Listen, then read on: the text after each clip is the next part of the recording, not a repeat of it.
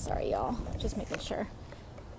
I'm away from people. There's no one on the street, so I'm just taking some time to get some fresh air while we collect ourselves in the midst of all of this. But, I've been really reflecting a lot about this moment because as everyone knows, there's a lot going on, and I just kind of wanted the opportunity to connect with you all. But one of the things that I've really been thinking about is folks who call, who are talking about this unrest. And if you are calling for an end to this unrest, and if you are calling for an end to all of this, but you are not calling for the end of the conditions that created the unrest, you are a hypocrite.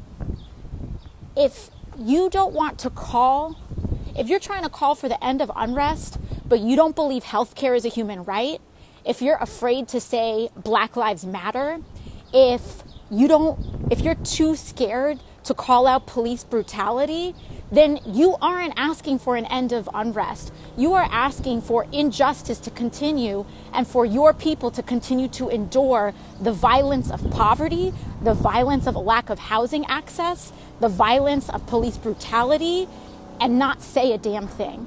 That's what you're asking for.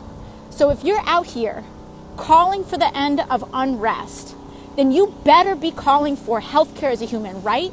You better be calling for accountability in our policing. You better be supporting community review boards. You better be supporting, the end of housing discrimination. You better be standing up to for-profit real estate developers that are intimidating people and trying to evict them from their homes. That's what you better be calling for. Because if you don't call for those things and you're asking for the end of unrest, all you're asking for is the continuation of quiet oppression.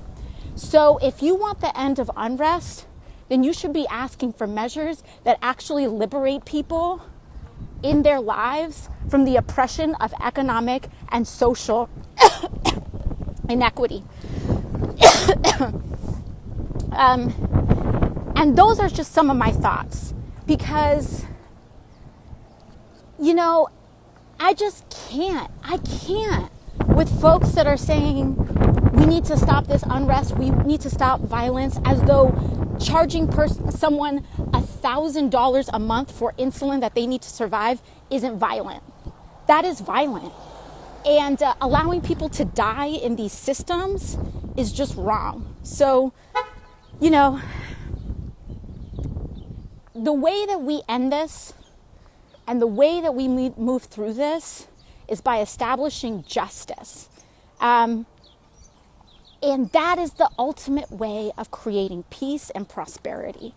And so, that's just the thing that I want us to really focus on is what is your holistic view of this moment? And this is not to condone violence. This is not to condone any of that. But it is also to say,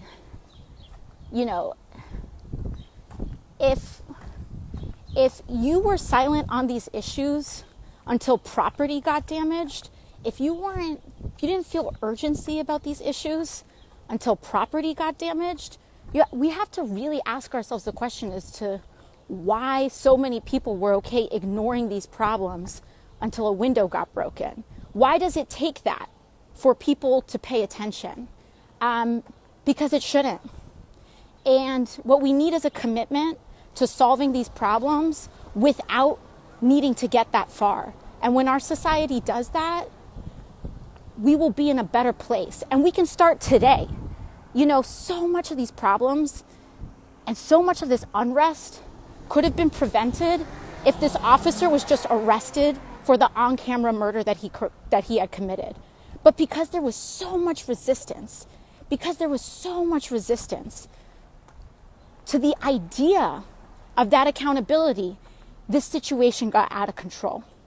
And so instead of just telling people to go back to normal, let's create a new world, one where all people are held to the same standard of the rule of law. Sorry, I'm passing by some folks. One where people are, where the justice that a person gets for their crimes is not dependent on who they work for or how much money they have, but by the actual deed that was done. That is what justice looks like. And so I just wanted to leave you all with that quick thought. And I thank you all for paying attention. And I thank you all for trying to work for the true peace, which is a just society. Thank you so much.